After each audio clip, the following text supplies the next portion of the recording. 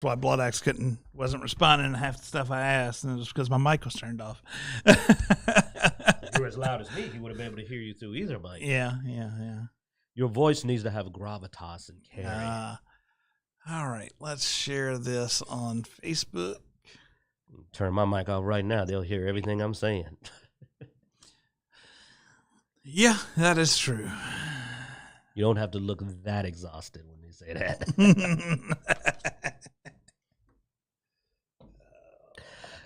Hey, Bloodaxe, dude. I'm having fun with Gage, dude. I ain't gonna lie, I've been having a ball. Oh, me too. I have sacks up to over almost 500 last night. I found out how I was downing you, though. It's the Love Thumper. It does friendly fire damage because I put it on a Death Trap and it downs me, too. Like, Death Trap will down me my own Death Trap will down me if I'm standing too close. So, apparently, the explosion from the Love Thumper is friendly fire. So, when I was playing Krieg, I was downing you with that explosion. So, sorry about that. Yeah, that was frustrating. That was frustrating. Hey, I didn't know. I didn't see it anywhere either. I didn't realize it until, like, I don't care. I'm still running it. I've been having fun having, going off. All right, let's get this started. No, all right. You ready? Yeah. You should do the intro. All right. That's what I'm doing. Go ahead. We'll if wait. You shut up. Okay. All right. I'll shut up. I guess that's how we start off the new year. Welcome to Dicejunkies. I'm Xenodamus. I'm here with Q. And on Skype, we got Bloodaxe. All right, let's get this started. First show of the year. Happy New Year's, everybody. Hope you enjoyed. It's been a hell of a new year already. So let's get started with first of all the probably one of the most talked about things I've seen, and that is D&D's new open game license. This has been all over the internet, and there's been a lot of rumors. There's still a lot of stuff unconfirmed, but from what most people are seeing and from some leaks, it is not going to be pretty for a lot of people who have used the open game license in the past. So let's start talking about that. Q, man, I mean, you jumped on this first, and I know Bloodaxe jumped on it right after you. We all just like I said, it popped in, I think, all of our news feeds. I mean, hey, props though to Xeno. We gave him homework because me and Blood were watching videos. We said, man, go find an article and see if what people are saying is true. And he did. He found some articles because this is a leak. Let's start out with the fact this is not the official document technically, but it is a leak of the document. And because it was a drafted document that hadn't been released yet, a lot of the dates on it probably changed. So we're not going to talk about any of that stuff.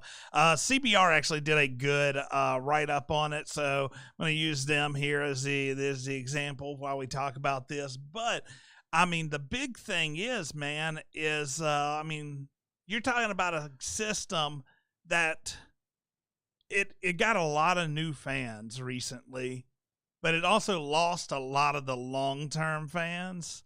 But a lot of those new fans created a lot of content. I mean, we've seen it in the stores, third-party stuff, and it looks like D&D is definitely trying, or Wizards or Hasbro is wanting to get their cut from that. Of course, Hasbro's stock has been dying. The price of their toys went up. Now this is, I guess, their next thing they're trying to get their money from is Wizard of the Coast content. It's like Wizard of the Coast, for some reason recently, may have made several decisions that have caused them to lose a lot of money on their mainline product. Yeah. Odd. I mean, it's still, though, I mean, when it comes to tabletop, it's still the most seen, most used tabletop game out there. I mean, when I go into the comic shop, 90% of the people who play tabletop are playing 5th Ed.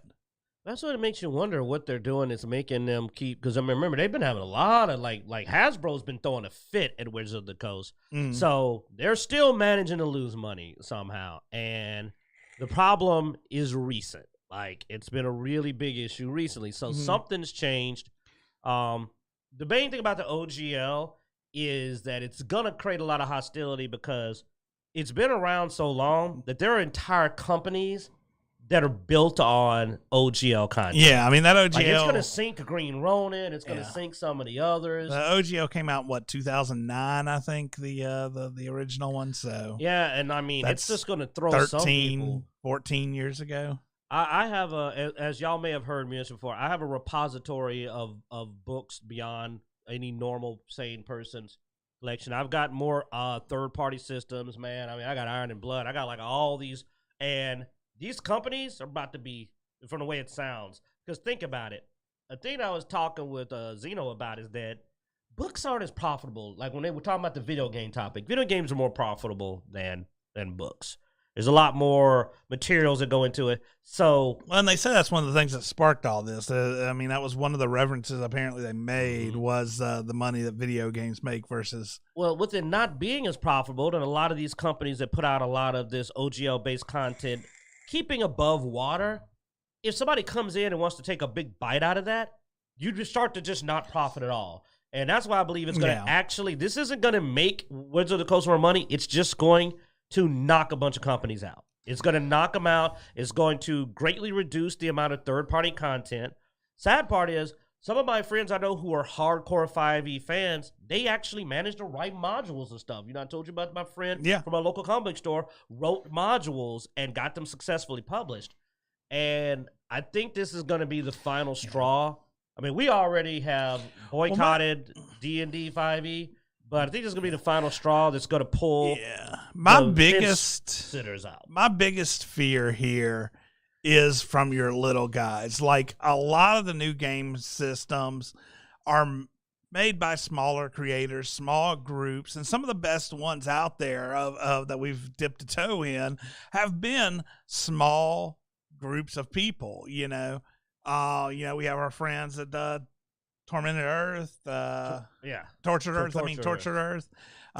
Which thankfully is not D20 based. No, but I mean, you know, but the thing is D&D has been around for years. I mean, decades, you know, and depending on if they start getting aggressive with their material, because what they're trying to do is go back and license material that other people have made on top. Retroactive. And when they're grabbing that material, they're grabbing the additions. Because one of the things is they're like, oh, well, you used the OpenGL. Well, we have rights to use anything that you created on top of that OpenGL, and we have a license for that. So you start getting so broad that you'll start getting into every other game. And so this could affect things that aren't related. And even if it doesn't hold up in court, as long as they have enough where they can bring it to court, a lot of small creators just going to not be able to afford They can't afford to even go to court, you know? And so, I mean, they could really strong arm the entire gaming industry if they get this, you know, through. And they have the money to do it. And before we let Bloodaxe tear loose, that is one part that freaked me out. That's why I was really hoping we could get a genuine copy of this leak, where there were heavy implications that they would be able to, as Xeno brought up, not merely want to cut, but also they could take and go, hey, that's a really good world you built a story. It's ours now. Now we're putting out stuff for it. Well, they're D&D. They got writers and teams. They claim that they can literally slap, this is the official version on. They can literally take your thing and go, this is the official version of, Dicejunkie world, and just take it. And thus, your product doesn't even get insured that if you pay them, you get to keep it. It is possible they can decide, nah, this is too good. We're taking a whole kit and caboodle. And it potentially targets, this is my last point, potentially targets even content like Critical Role and other things. So remember, Critical Role has a movie they were looking at making. I think they have a campaign book, and they could potentially go to Critical Role and go, yeah, you know what? We're not worried about your cut. We own that now. So now it's ours. We're going to start putting out Critical Role books. And how do you compete with the Juggernaut? All right. So, I mean, it's messed up. Well, like you said, it's not just competing against Juggernaut, though. It's competing against Juggernaut and all the little people who have created things for the Juggernaut because they're trying to take ownership of that, too. Yep. Bloodaxe. So the original OGL was released in 2000. So it's been around for almost 23 years. I remember when we were playing D&D back when my son was born, he was a newborn, we were playing a lot of Ravenloft, and none of the Ravenloft third edition stuff was Wizards of the Coast. I can't remember, it was like Sword and Sorcery or something like that. Correct. Was, yeah. Huh? Correct. Sword and Sorcery. Dude, I played that Witcher. Yeah. I own those books. They're in my closet right now. I still have them. Yeah, too. So I remember it was well before the 2010s because I remember there was a lot of books that we had to decide, okay, they're not core, but they're broken, so they're off limits for this game. That was a common house discussion that we would have for a lot of our games. And going back to one of Q's points is about recent changes over the past year. I think a lot of it, and this is my opinion, I think a lot of it has to do with Cynthia Williams, who's taken over the president of Wizards of the Coast, who came from Microsoft. And everyone knows the video game industry is big on microtransactions. So I think that when Chris Cook got promoted to CEO of Hasbro, she came in, and I think she's making a lot of changes, trying to make more money. And this is an attempt to try to, again, make more money for Wizards of the Coast. But I think it's a plan destined to fail, because you two have already said you're going to boycott 5e, and you don't play 5e. You play other games or creating your own game. But I think a lot of this is going to drive away even more of the hardcore players, because you're right. A lot of people even at my local comic shop, they play second edition and 3.5. They don't even bother with the newer stuff. They're playing the old school stuff back from the 90s. And you're going to have a lot of people say, you know what, to hell with it. I'm going to go back and either I'm going to start discovering Besom or Exalted, or they'll maybe even go over to White Wolf and try to find other game systems to enjoy, because they're going to be tired of all the bullshit. Because a lot of the things that we do enjoy are non-Wizards of the Coast content, whether it be game modules or source books. And that's what makes the game fun, is being able to pick up a D20 Modern book and be able to play, modern fantasy versus, we're stuck with the medieval fantasy types. So I agree. I think it will be the death of the D20 world unless there's some kind of change. But according to Clownfish, the original OGL was 900 words long. The new one's over 9,000. So they're really getting into the legal weeds when it comes to the game licensing agreement. So those, I was trying to throw out some facts and figures to try to keep everyone up and up as far as the dates and the data. But in my opinion, I think we all agree that this is going to be the death knell for Wizards of the Coast and D&D. And our only hope is that as Hasbro ends up selling it off, and they bring in some of the folks that are true to the old fantasy style that we enjoy, whether it be the TSR group acquires it, which that would never happen. I don't think Hasbro would ever sell it to the Gygax, to Gary Gygax's son. But that would be something that I would definitely be a cheerleader for, is having that happen. Oddly enough, I'm going to have to contend with you on that now. It's only because it's still up in the air if some of the things I've seen about what TSR put in one of their books is true. But I don't know. There is a lot of questionable, and this is coming from me, dude. I'm not a like super, offensive. Nah, man, I don't care, man. But even I have seen some very disturbing implications of some of the ideas they decided to put into their book they were trying to put out, to the point that, I don't know, man. Like, I actually found myself looking at TSR and going, I hope this isn't true. But I haven't been able to disprove it, which is what's been creeping me out. So until I can get a copy of the book in my hand, I have not been able to disprove some of the accusations. Now, I actually said I'd rather Paizo got it. I would love to see Paizo have full access to reprint the realms, not have to dodge it, because we have a theory that we came up with. You heard us where we didn't really like Pathfinder 2e. We thought it was too different. But Zeno pointed out that maybe somebody got wind Yeah. of the OGL potentially coming, and that's why 2E ended up so different. Well, and I will say, I mean, this guy here actually defines things really well, and this is also why it's dangerous to write on top of open license. So open license copyright holders can choose to issue an open license to their work if they want others to freely customize and import it. Open licenses get permission to anyone to use the work without cost, minimal modifications. But the big thing is OGL is revocable. So with it being revocable, it was always a danger for Pathfinder to place their business on top of the OGL. Right, but it may be revocable, but I mean, retroactive.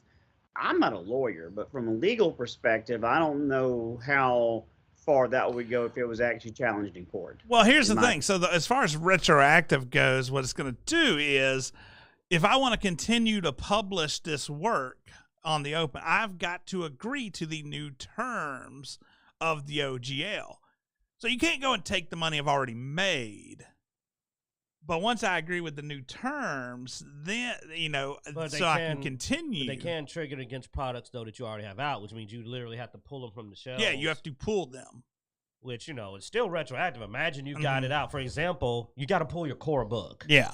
One of the other things that is interesting about this, the leaked version was agreeing to that means that you will have to report what works you or your company are making. So anytime you start to make anything, you decide I'm going to make this, I've got to go and report that to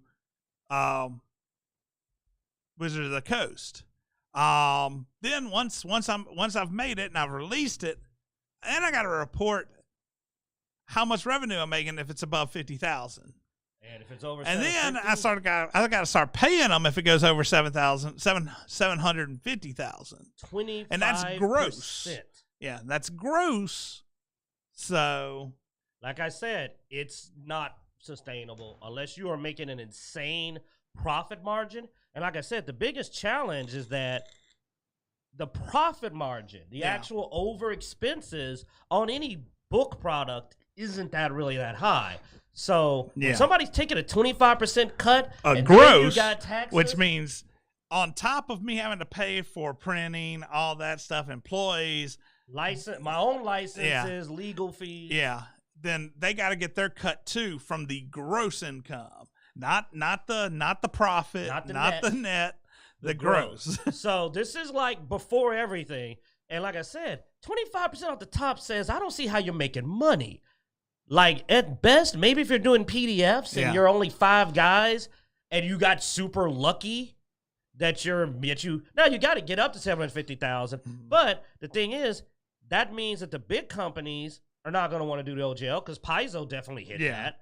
And then the small companies aren't allowed to get too profitable because the second you hit 750, you lose 25% of it. So you're literally hoping to land about, and what's worse, they say you got to report anything over 50,000. So you don't know if they can't still come at you if they decide, yo, you're at 700,000. We're going to try to still step in here and find a way. Because isn't there like ability for them to pull your content? Well, so the other thing is once you, I don't know if this is listed here, but basically once I get this all released, then they have the right, once I release content, to use my content as their own.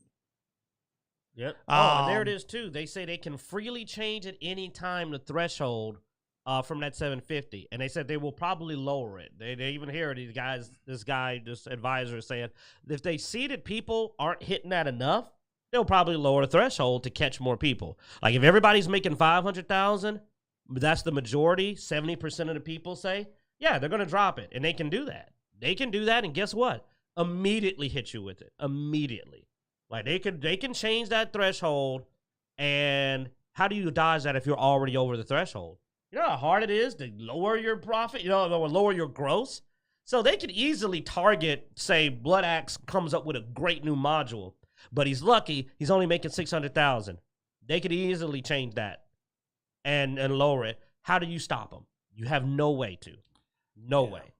Now this here brings so why not just continue using it? Unfortunately, the OGL 1.1 expressly revokes the OGL 1.0a, despite what the fact. So here, the fact on Wizards of the Coast claimed that you would be fine.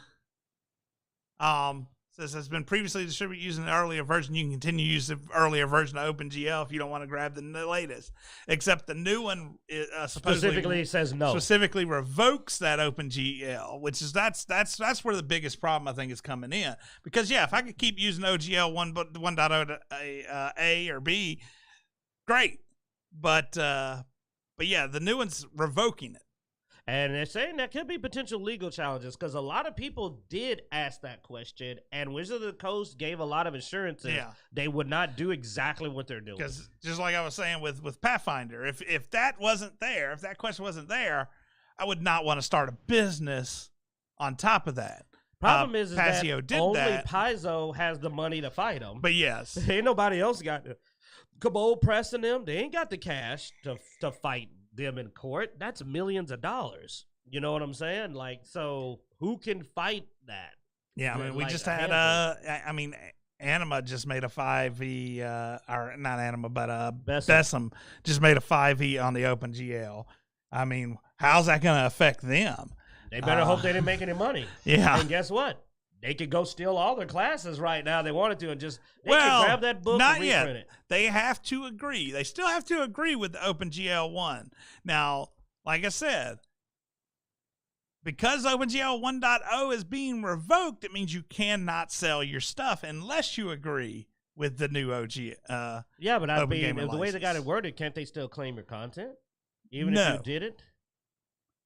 They can't claim your content unless you agree with OGL 1.1 because that's part of it. So they couldn't say we're going to now print this. No. Okay. So your copyright holds until Yeah. Now, until you here's the sign the thing. devil's bargain. you can't sell anymore though. Yeah. So you have to rewrite all that stuff outside of OGL, but they can't steal the stuff unless you've signed. Hey, dude, I'm hateful. I'd be like, nah, nobody gets it. I'll Yeah. burn. Or you know what? Put it out for free. 'Cause That is the other option. Just put it out for free. Well, no, you still have to No, sign you OGL still have to put sign out for free. OGL to put out stuff for free. It just they just won't charge you or anything. And they can But- still steal it if you. Dang, this is. What do you think, Bloodaxe? This is wild, man. It is. It's one of those things that until we get the final results, we just don't know. I mean, we're all speculating. Also, disclaimer: we are not lawyers by any means. No, I we're don't not, understand the but- law 90% of the time, so Man, I've never been convicted. I'm good at dodging the law. Okay. I'm going to talk on my way out of things, but I do think that the small guy is going to be either doing it for free, like we do mods for games nowadays, and they may even go after them for copyright infringement if they don't sign the OGL. But I mean, they're still going to acquire it. But I think a lot of people are going to do kind of what you're doing is, you know what, screw it. I'm going to create my own game system, create my own homebrew, and I'm going to play that. which I mean we've always because- done in a way anyway. I mean we just built it on top of other things, you know. No, but now we're making. Right. But now we're Yeah. trying to build in a anti-5e. Yeah, Like yeah. when we were doing it, the main thing we said is how do we make sure that this doesn't even smell like we wanted yeah. it so different. We came up with a dice system that is nothing like a D20 because we just said F a D20. You can't even get a D20 into our game. Like, that is the one die you will never roll is a D20. We put our effort.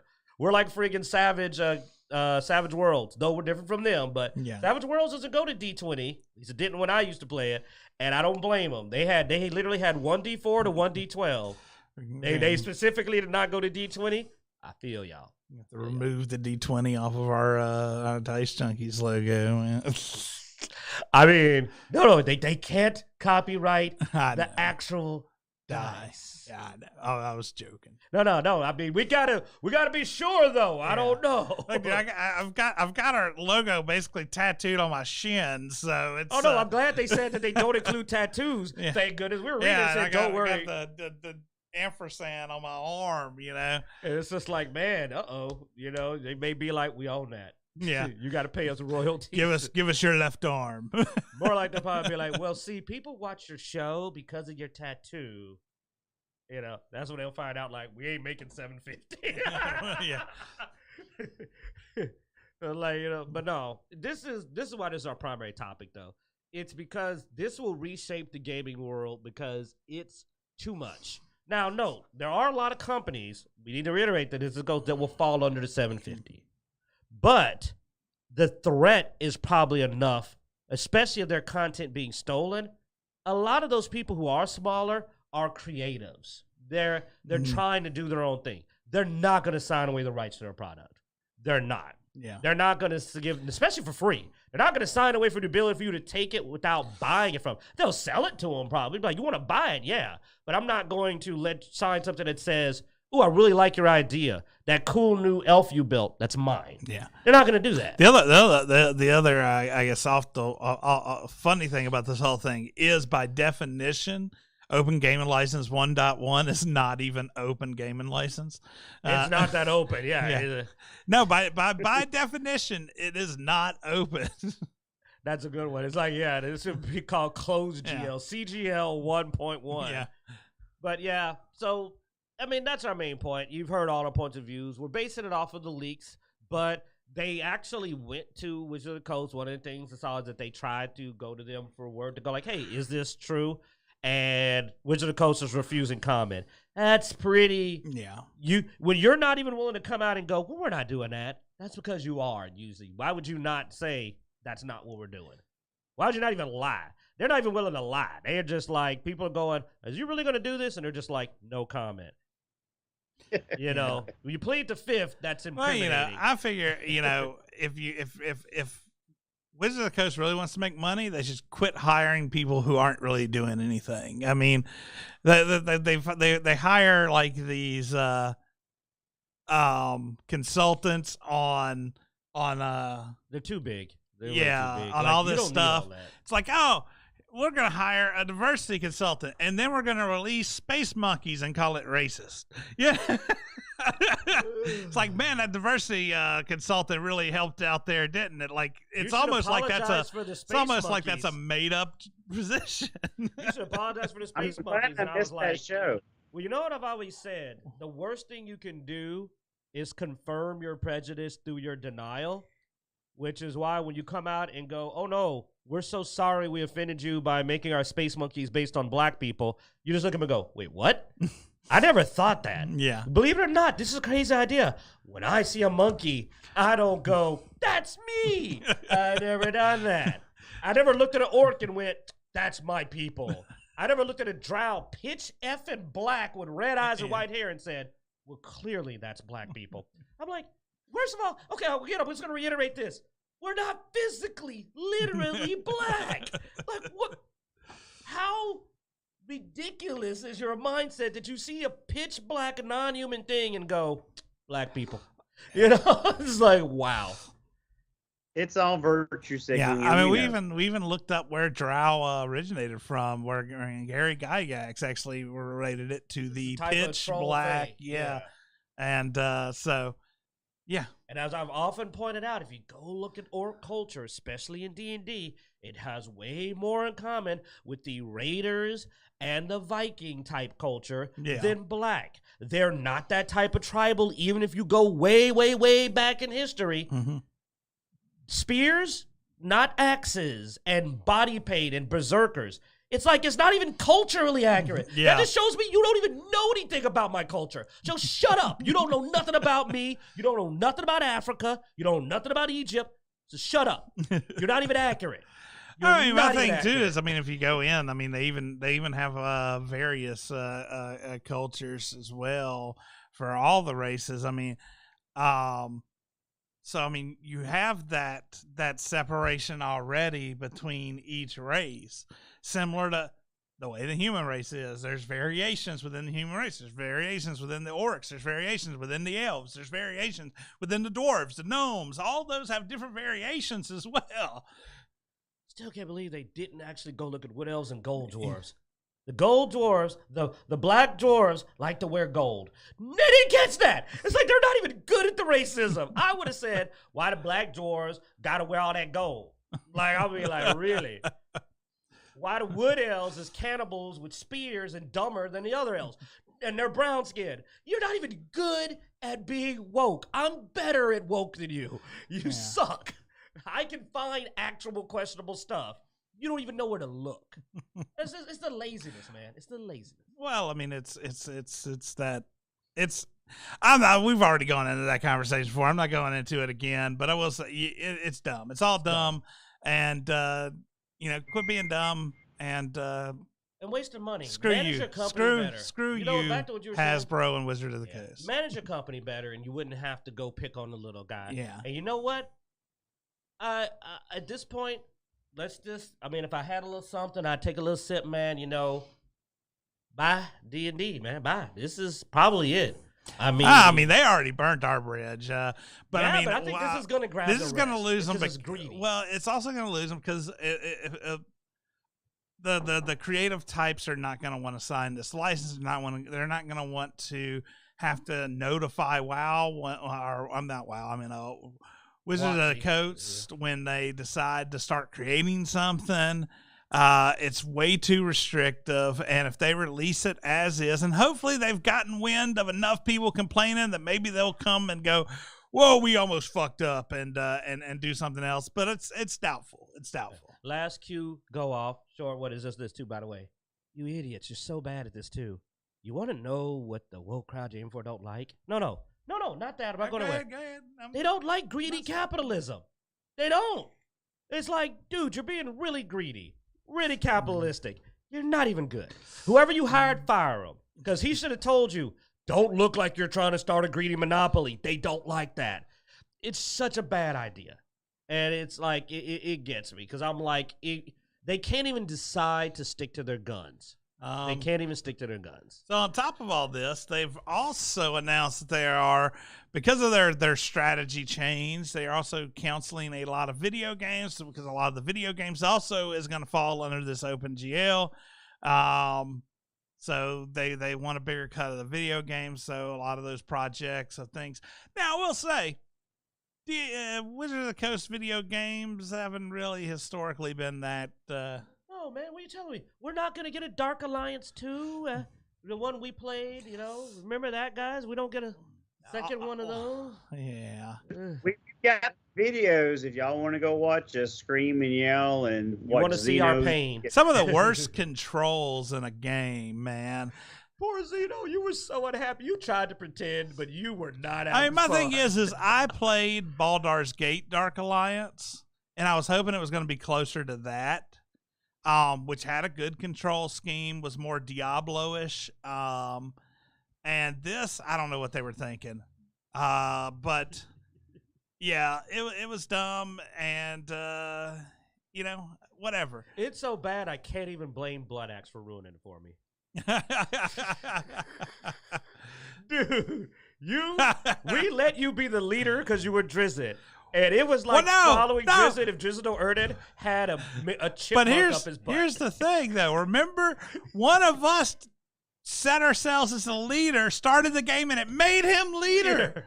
And then he wanders over here, and we're getting teleported away. And we're like, wait a second. I started this game. Why is he leader? Because he's Drizzt. It was like, no matter what we did, because we were my fault. That wasn't my fault. It isn't technically your fault. Normally in the games, you can wander off and go die by yourself. But no, you kept dragging us with you because of the way the game was designed. I'd literally be walking up to a chest like, I beat all the enemies. Let me open this chest. No. It's also not 100% his fault. A lot of it is I've realized I have a much different style of gaming than Bloodaxe. And our gaming style does not really mesh well on the same screen. Now, if you could wander off and he could wander off, it'd be fine. Yeah. And I would just go support who's in the most trouble. I'd be like, hold on, let me get over here, get over there. But no, the yanking, It was really bad. The yanking, and that's not his fault. That's a terrible gameplay concept. Worst of all, the maps weren't big enough for that to be required. Like, we're playing Diablo, man. Me and him have been not on the same map. Dude, you don't have to be in the same. We you don't even have to be in the same act. No, we were doing that. We were completing them daily, and he's over here, and I'm over here, and only a handful require both of you. And what I love is that there's an option that he could literally go to hub, and no, if I hit a spot I need him, he can teleport right there. Yeah. We go kill the boss. Diablo 3 changed my entire concept of co-op RPG. Yeah. I will say that. It's the only reason I'm looking forward to Diablo 4 was I said, this plays well for multiplayer. Oh, it does. It does. I mean, it was why me and Damien played so much of it together, is because it did a good job of doing multiplayer. And like you said, you get tired of each other. You could go and complete different quests and speed up that process. While sharing XP and rewards. That's why it was good. I like that. We could roll together. We could run. Hey, man. I mean, we use it to speed through stuff. Hey, he goes that way. I go this way. We're knocking stuff out at high speed. Heck, if we'd have had you in there, again, I know, man, we went on console, but we probably could have knocked out dailies in like 5 minutes. Charging cord over there on the floor. We probably could have did like 5-minute runs, because you got 3 people. You know what I mean? You can really go through it. Yeah, well, now it starts getting difficult to do that because of the difficulty changing when more people. Well, maybe my build was great. I'm gonna buy you a keyboard and mouse for the Xbox, so you can play with us on the Xbox. I'll buy you a keyboard and mouse.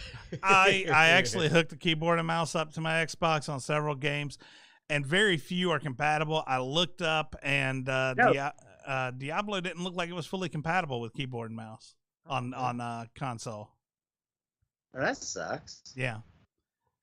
Because they used the big thing is because of the way the keyboard and mouse, the movement system was on the PC, it didn't mesh well with the movement system for a controller, so they had to completely redo how the movement works, and so that also there are apparently things missing in the console version. I've heard, like there are certain little side quests and stuff that they just didn't add in the console version. Well, here's the thing. Supposedly 4 is going to be cross-platform, right? Yes. Supposedly. Hopefully it won't be like every other time we've tried to do that, and it's our Outriders cross-platform, our Tiny Tina's cross-platform. I'm so sorry, because he will buy the game. And then we're like, then it doesn't work, and we're just like, we made him waste $50. Like, god dang it. At least Outriders... No, I had to buy Outriders because it was only on Game Pass for the console. I'm sorry. Because you didn't miss much with Tiny Tina's. You might have dodged a bullet. I beat my head against that wall for a long time, but I'll admit I shouldn't have. I played way more of that trying to make it work. I even bought the season pass for Tiny Tina's, never used it because I was done with that. That's all of us. Like, the season pass was the biggest shiest I've ever seen. That crap wasn't worthy of $1 a mirror, $5. But like 30? Hell no. Yeah. Anyway, so Wizards of the Coast cancels numerous video games. But not Baldur's Gate 3? Like I said, not Baldur's Gate 3, which is probably the only thing I've heard that's been good out of which I will say, I mean, everything since Hasbro bought Wizards of the Coast, the D&D video games have not been good. Now, before Hasbro bought Wizards of the Coast, back in the days of Baldur's Gate 1 and 2 and Neverwinter Nights and you know what? That makes sense now. Oh, go ahead, yeah, Icewind Dale. Well, no, I just realized though it does make sense why D&D started sucking because Hasbro also let them make that terrible She-Ra Netflix series. So actually, Hasbro has had a weird tendency to allow bad creators to make bad versions of their content. That actually is something they're known for. Because, oh my God, that was bad. I think they also the ones that let Kevin, what's the fat one's name? Smith? Used to be fat. Excuse me, skinny. Now, I'll give him that. I'm not going to take that away from the guy. He lost a lot of weight. He lost a lot of character with it as well and principles, but he lost a lot of weight. Apparently, he was keeping all of his integrity in his fat. But he made that terrible He-Man where he literally just boldly lied on Clownfish. and then put out exactly what they said he was going to put out. That was wild. So Hasbro has been known to allow people to do very bad ideas with their IPs.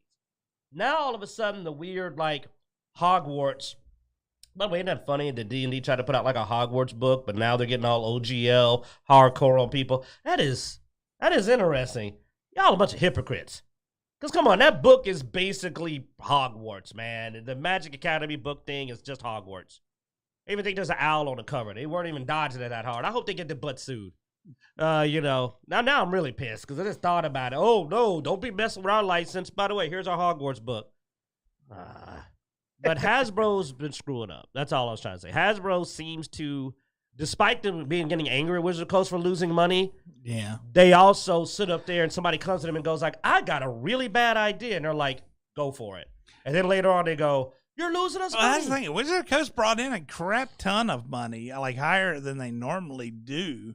I think it was just expenses and stuff like that because they're doing stupid stuff. Hiring people they don't need. Yeah. I mean, as far as D&D is probably more popular than it's ever been right now.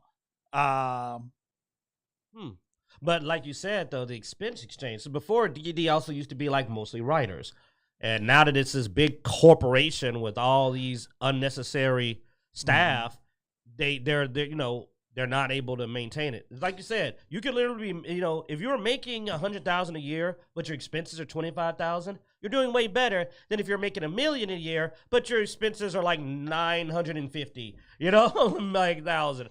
And that's kind of where they are. I think they're spending way too much.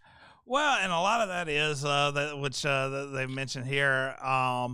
Is all with the video games, they created a bunch of new studios and partnerships, independent developers, all this stuff. And Hasbro ended up dropping like 40% in share prices. And then they freaked out. They raised the prices of their toys and their board games, which didn't help them make any more money because people, we're also going through a recession almost, And so people are more reluctant to spend money, and you're raising prices. He also had several books. Like, I don't think that Magic Academy book, I could be wrong, I don't think it did that well. But I might be wrong. I just say I don't think it did. I don't know anybody that plays it. Like, when I go to my comic book shop, people are playing the Realms, they're playing the other modules, the Temple of Elemental Evil, or I think they call them now the Evil Princes, the Evil Elemental Princes. But I haven't seen anybody playing that. I haven't seen anybody start that. You got to realize, we're in that world, man. I'm in the Discords. Nobody I know is playing it. So if it's doing well, it's not doing well here. I'll say, dude. I mean, when the books were coming out, first I was buying all the books. Then I just started buying only the rule books and not the ones that had any kind of story or anything like that because they didn't really care about their stories. They weren't that great. They were sort of put together weird. The encounters didn't even follow the rules that they themselves created. Some of them encounters. And so I quit buying those, and then eventually they just pissed me off altogether, and I quit buying any of the books. But then they pissed me off and you off, and we stopped playing. Yeah. We stopped even playing what we had. So I mean, they've gone down a path, and I know more and more people who are looking for alternatives. I mean, if you look on the internet right now, there's 20 articles, about D&D alternatives, That's where I found just 13th Age. That are popping up because more and more people are searching for it. I mean, I started typing in something on YouTube and it auto-populated it for me. So I mean, enough people are so looking. You don't want to play D&D anymore. Yeah. So enough people are starting to look at alternatives, and stuff like this OGL is just going to end it. And then when you start taking out a lot of the content, like the video games and stuff like that gives the game exposure, you're going to even lose more people. So, we'll see what happens, but I don't think I don't think this is definitely this is the way to go. And I'm going to leave it at that. I mean, we've been talking for this almost an hour.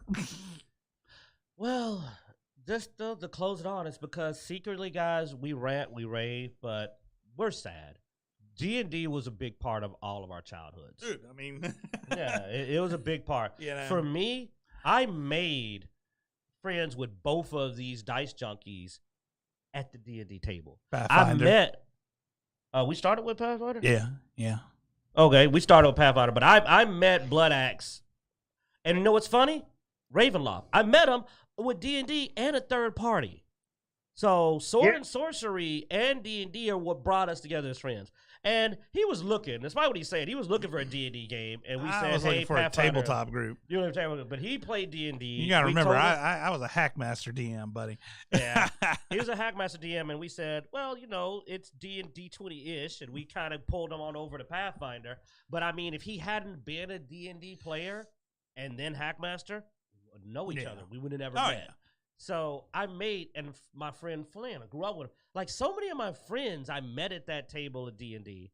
When I was younger, it was a coping, man. When I was younger and used to be dealing with a lot of stuff, you would get together with your friends, you play some D&D, you would chill, you know, and that was how we relaxed. Yeah, I mean, Damien, the missing dice junkie, he met him through D&D, was how I met him. So, I mean, yeah, no, a lot of my friend groups I've met through D&D. Yeah, so I mean, a lot of history here with this. So this is not merely just some old dudes being cranky the game. It's a sadness of something that brought people together and shaped our lives. When you consider the relationships that we started with it, has decided, one, it doesn't want us anymore, and two, it's becoming so far from a game meant to bring people to the table together. I don't feel like it's that anymore. I don't feel like that's what it even wants to be.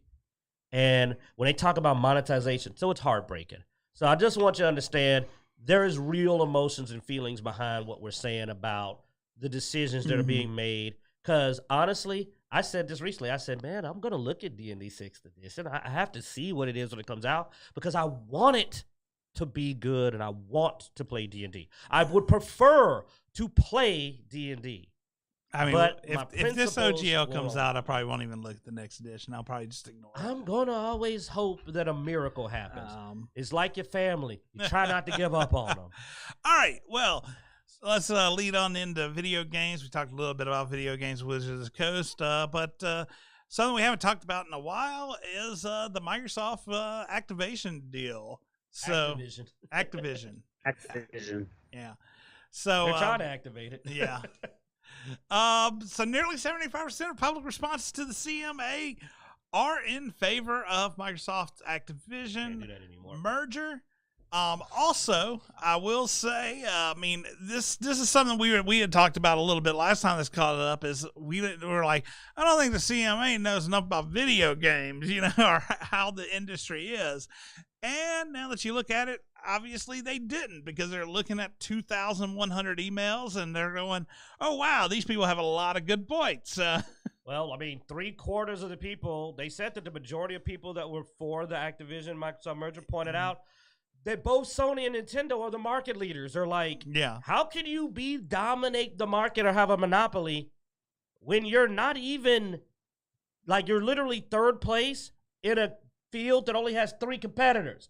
Like, you're last place. It's so ridiculous to look at the person in last place and go, they're going to dominate the market with this merger. And it's like, no, they're not. Yeah. So mostly the 75%, they mentions things like the Sony and Nintendo are currently market leaders. Minecraft is available on all platforms. Game Pass did not hit its targeted subscriber, so Game Pass isn't dominating the market. The ones that showed concerns was about Game Pass and Game Pass utilizing these games basically to grab a huge segment of the market through Game Pass. But I mean, subscription services notoriously have not done well inside the game industry. So I mean, you're fighting a losing battle in the game industry with a subscription service. But I don't think it would be enough to even unseat Nintendo, let alone Sony. I believe that even if they get this merger, best they'll get is second place, but they won't. If Game Pass did do enough, I mean, Sony's just going to do one too. I mean, it's not hard to, you know. I mean, Nintendo sort of has one with their old game systems, because you have a subscription to Nintendo, so you can get the Super Nintendo and the NES games, and then the Nintendo 64. So I mean, they already sort of have a subscription system for legacy Sony, stuff. Actually, Sony was working on their own pass, and they have the cloud thing for their legacy stuff. The PlayStation and Cloud not legacy games. With so, Sony being the market leader and having a subscription service, but yet Microsoft, it's just bullcrap, dude. Sony's paid them off. Like, there's no way you favor the company. Microsoft's Game Pass is the only one that's actually doing anything now. I mean, as far as Sony's subscription service, hadn't really done well. That's because they're not willing to give anything away. Nintendo's subscription service is like $20 a year, so that's not really. But I mean, that's on Sony. All Sony's got to do is stop being so dang greedy and actually put out some stuff. I mean, dude, it would be very tempting to get the service if they slapped Last of Us 2. I mean, I don't like it. A lot of people like it. I mean, God of War Ragnarok. I don't think. Hell, when I had my PlayStation, I had their Plus or whatever, where you got like 2 free games a month, and you got the discounts and stuff like that, because you had to have it just to get a lot of the multiplayer stuff to work too. So I mean, they're already sort of getting you on the monthly subscription anyway, if you really want to play games to their fullest. So, well, I know they're not putting out what people want to play because they want to make the money on it. So they can't get mad at Game Pass if Game Pass is willing to first day release stuff. That's something they can do. You can't say Microsoft is at fault because Sony's too greedy to do first day releases. Because, dude, you know how much the membership would have went up if they said, you know what, Ragnarok, first day release on the server. Crap, dude. They'd have made a huge amount. It's one of the most popular games to come out for Sony, period. Dude, it's like it would have shot up. It ended up on Game of the Year in some locations. And winning several awards at that and almost getting Game of the Year. And in the main Game of the Year awards, it still won some awards. Probably the only reason it didn't win Game of the Year is because it came in like 8 days before the... So, I mean, literally, they could easily knock... or easily jump up if they're willing to just put out the money. They're not. And that's them. That's a decision. You can't say, hey, they keep putting really good games out on Game Pass. It's like, yeah, that's what you should do if you want to do it. Yeah. Like, how dare they, Bloodaxe, put out good games on first day release on Game Pass? The bastards. Yeah. I liked one guy on Reddit actually mentioned, he was looking forward to it because it honestly makes it more sense for them to make good games because they're trying to get Game Pass, so they're hoping to see a revitalization in Activision. They plus, will work harder as the third place, Plus, Game Pass games tend to have less microtransactions. A lot of the Game Pass games just come with everything. Deluxe Game of the Year. Yep. You don't have as many of those minuscule transactions. Now, you still have to pay sometimes for the expansion, stuff like that, but a lot of the smaller transactions have been omitted when they came to Game Pass. So, oh yeah, man, me and Bloodaxe play a lot more Game Pass games than you. And when we downloaded Far Cry, I think we got a bunch of. Remember, we had those crazy guns that were already in there. Bloodaxe, like we hadn't even unlocked the gun, but because of some content, you could go get the auto shotgun and the assault rifle. The vehicles, oh my God, some of the vehicles. I stole I went in and unlocked a crazy helicopter. A couple of the Yakuza games came with a lot of the... Oh, dude, yeah, the Yakuza games tend to release full. One of the ones we played, Gears 5. Do you know how much free crap? When I download that, I get like $100 worth of DLCs free. Yeah. I get like everything that's out. And I think when Lord of the Rings finally came to, it came without all the... the loot box stuff, I think Shadows of Mordor is sitting like that. They just recently did the deluxe edition, Jedi Fallen Order, like it's popped up with the deluxe version. So to me, it's not a matter of they're doing something wrong. They're doing things right, and Sony is using the CM weaponizing these organizations to try to stop them. They're trying to keep value from getting to the customer. They're trying to keep the concept of somebody going, you know what? We're not the top of the market, so to get there, we're going to actually try to improve the value that players get. And they're right. If Microsoft got Activision, unlike if Sony got it, if Sony got Activision, Activision would not improve. It would not improve. They would not make better products. Well, Microsoft gets it. They need to do something to get out. I mean, of my third place. biggest complaint on Microsoft is the lack of them putting their hands on their products. Though, like, I wish they'd slap Bethesda around and make them speed up some. You know, I wish they'd get a little more involved sometimes. That's probably my biggest concern about Activision going is, you know, Activision needs an overhaul. So I'm hoping that Microsoft, this will be one of the times where they are a little more active with their purchase. I think they will, because the thing is, though, is that the Bethesda formula, no matter what you want to say, it works somehow. Their games sell more than any. When they put out a Fallout or a Elder Scrolls, it's Game of the Year. And it's going to be one of the biggest sellers, period. So I can see them going, you know what? This is working. Here's more money. Hopefully you'll speed up because we're giving you money, but we're not going to screw with the formula. That's what you do with a company that's formula, even though we hate to wait. Statistics say it works. Yeah. Now, Activision, statistics says it ain't working. So hopefully they'll jump in there and go, we need to fix you because it's not working. You got anything on that, Bloodaxe? Or... No, I mean, if that deal does go through, I mean, having all the older content, whether it be Diablo, especially if we get Diablo 4, I mean, that would be, you know, huge. But even some of the other games like StarCraft, I would love to see StarCraft redone, even if it's a first-person shooter, you're playing Marines versus the Zerg or whatever. But there's a lot of good stuff that they have, but they've done nothing with. And I agree that, you know, lighting a fire under someone to motivate them to make back their money, but just expanding the library of Game Pass, which already has some really, really good games, would be massive for Microsoft. But I don't think they'll pass Nintendo, because Nintendo has their diehards. And Sony has a good stranglehold on the market, especially with their business dealings. You know, they kind of force players. So a lot of people are kind of entrenched in whatever console they're going to play. But, you know, if you don't have the value and this other company does, people that are kind of on the fence will switch over. And I think that's what Microsoft's trying to do, is to get those people that are waving back and forth to come on over to Microsoft, which, you know, I've never owned a PlayStation except for, I think I bought a PS2 from Flynn so I could play Soul Calibur 3. And that's the only reason why I even had one. So I have no interest in Sony. But like Xeno, who was PlayStation and switched over to Xbox, you know, he's their target audience, the people that are wanting to either play with their friends or find some value in their gaming experience.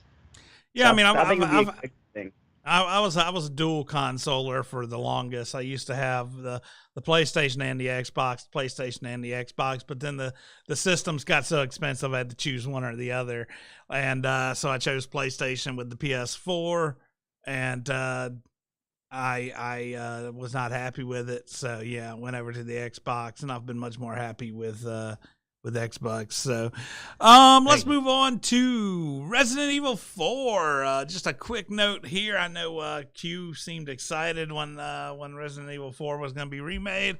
It's a good game, man.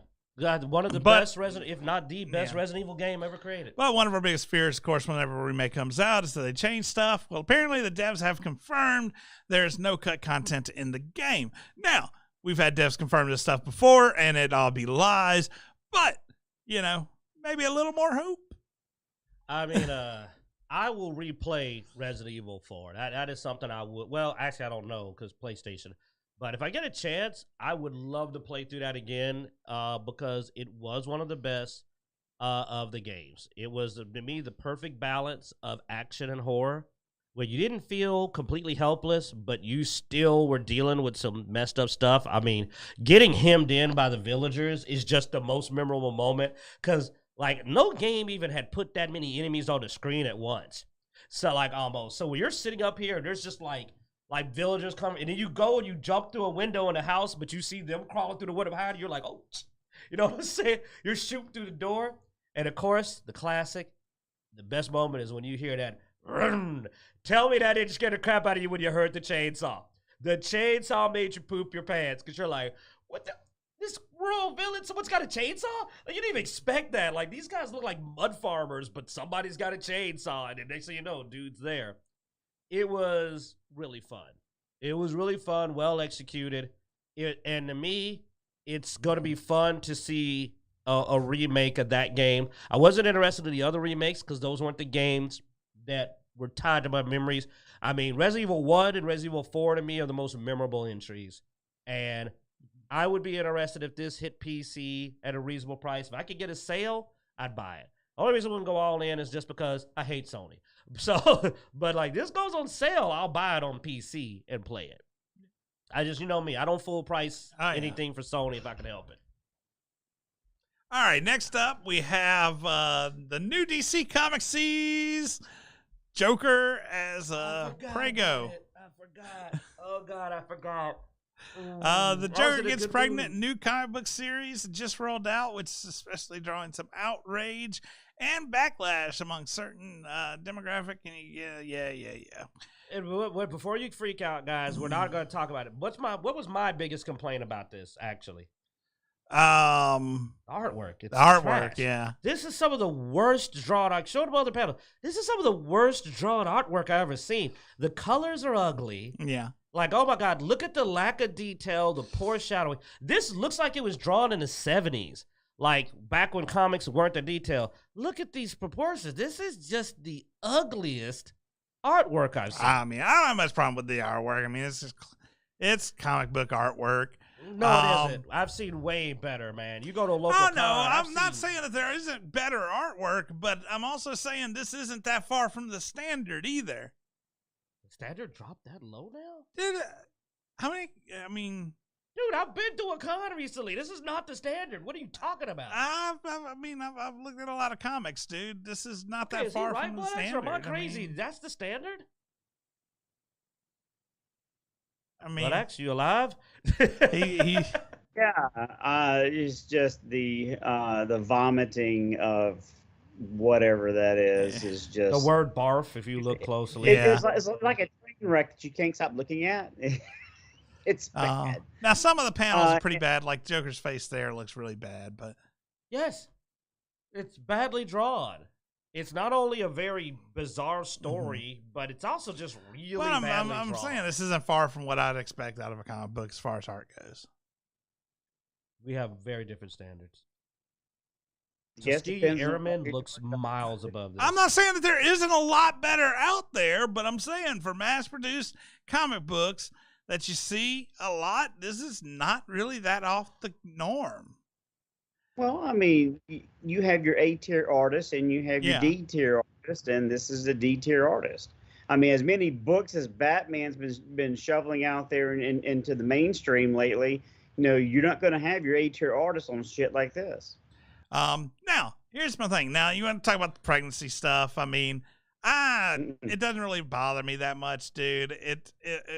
I'll be honest, weird, stupid stuff in comic books, there's always been that comic book that does something weird and stupid, especially when it comes to the Joker.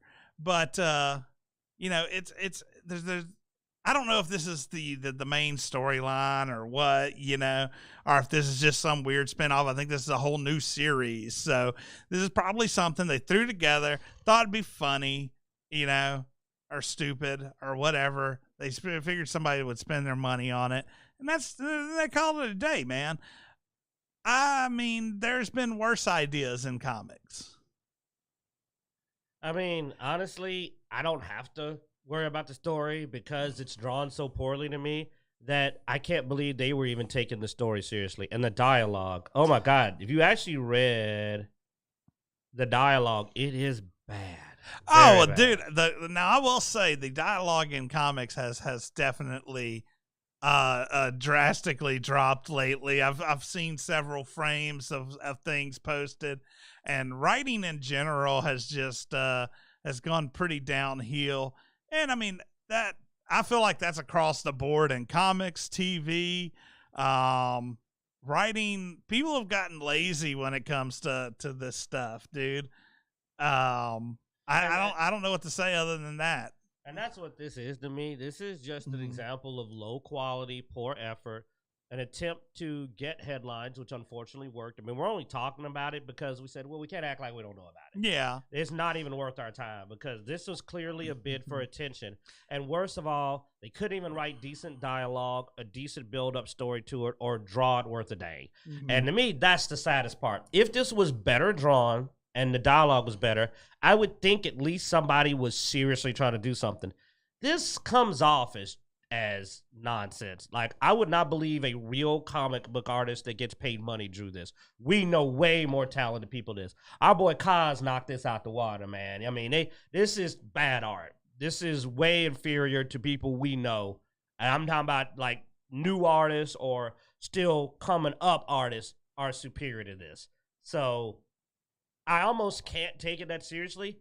I mean, let's show the other panel. Slide out, like, well, yeah, that one. I mean, that was when you talk about the face. That one especially catches my attention. Hold on. Like you said, what's it say when you showed him, like, slide back? Yeah, just how bad his face looks up there. Right here, yeah. I mean, this Which is some honestly, of the that's pretty lamest common, and that's pretty common in comic books too. When you get further away from the front of the panel, the art quality drastically drops.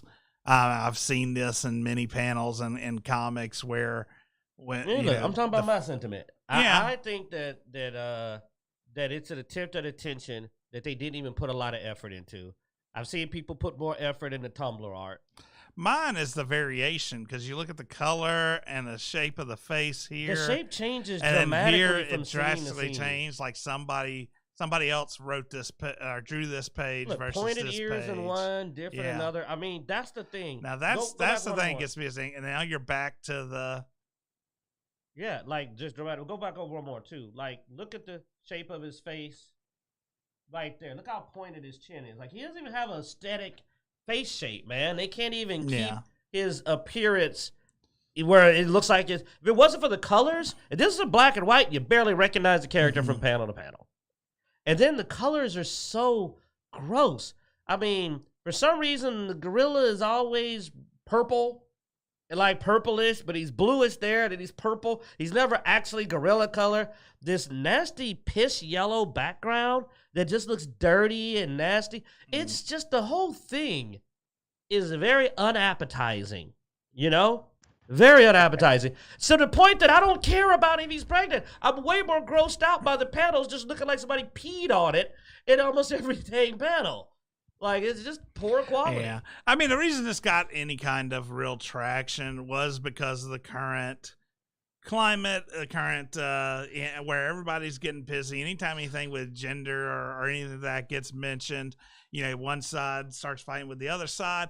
And all of it, honestly, it brought us talking to it. So it worked. It worked. We're talking even to me, about it's an insult that they're saying this is an LGBT-friendly panel. I'm like, not as poorly drawn and executed as this. Well, no, it's actually not. I mean, he was pursuing a woman, a sorceress or something that got cursed, and then he vomited out a baby. It looked like he's vomiting literal diarrhea. So no, this is not. So I mean, this has nothing to do with LBGT. Has nothing to do with trans. Has nothing to do with any of that.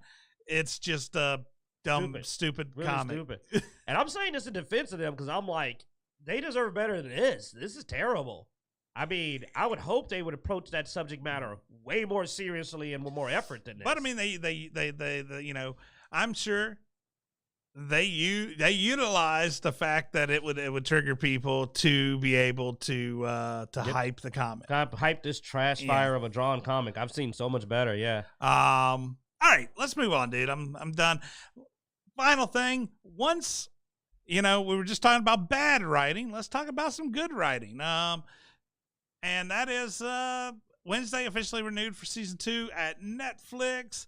Now, not Amazon. Yeah. So the reason this is even a story is because, you know, we haven't been here because the last 2 shows, one landed on Christmas, one landed on New Year's Day. So through all that, there's been this back and forth and rumors about whether or not Wednesday was going to be on Amazon for second season, because apparently Amazon owned the license. And they didn't feel like they were making enough money off of it because it did well, all this stuff. And finally, it did get confirmed to be on Netflix. There was some other drama that went on, too, all in between that. And we're not going to get it. We're not going to get into all that. Because it's stupid. Yeah.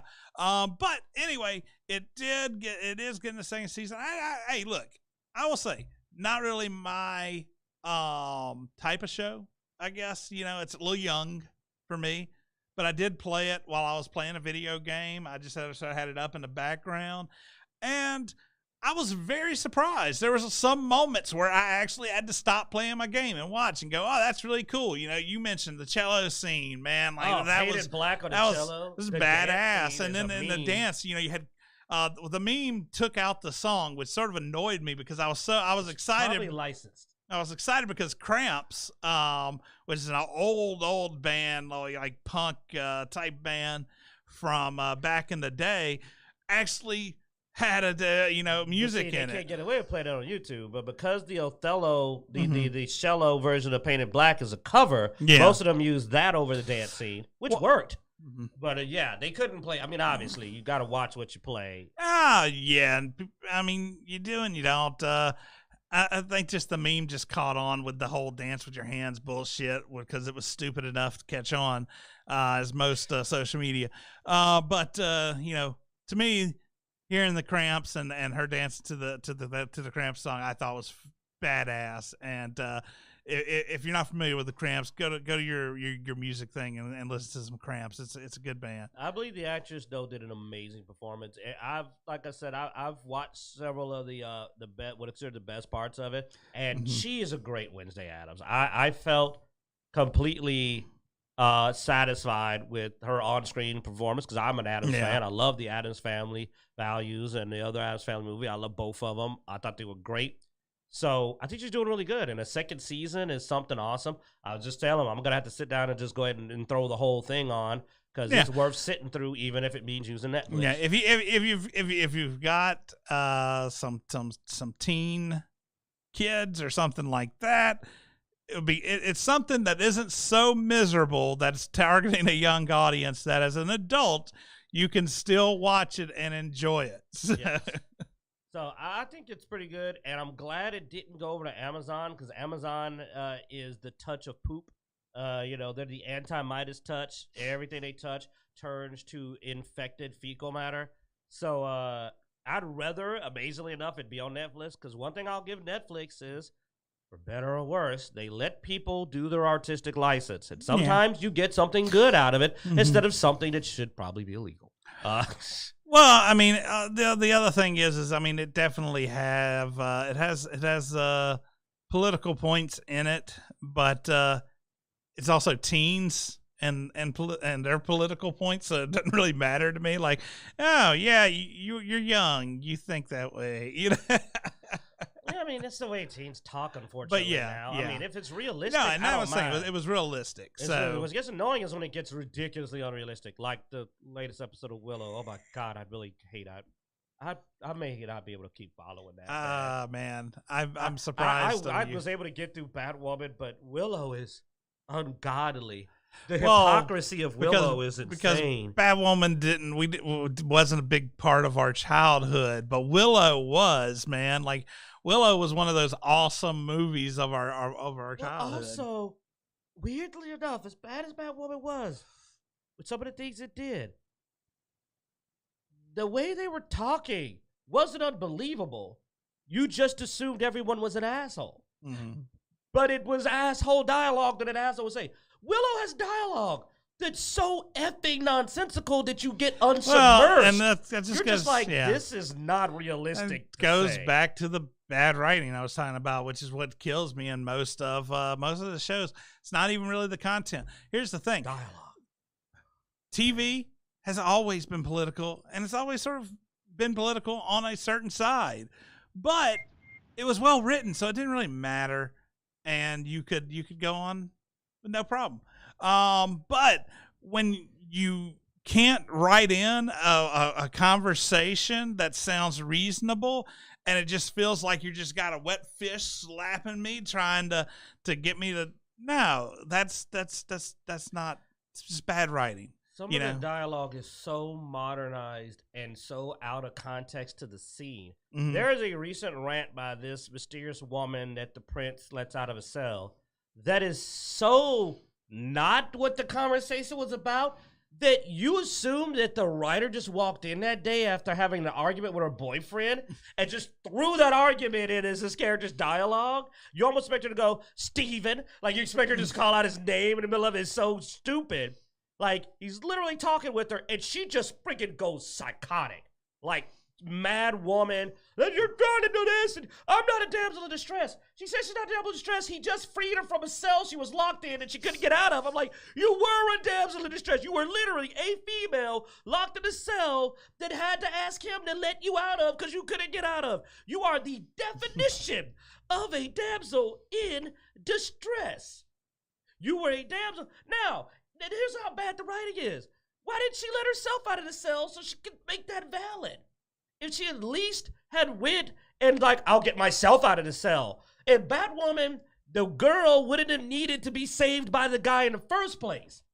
At least they're not so bad a writer that they would have her be rescued by a guy and then immediately pretend like that didn't just happen. Yeah. Definition of damsel, a young unmarried woman. So yes.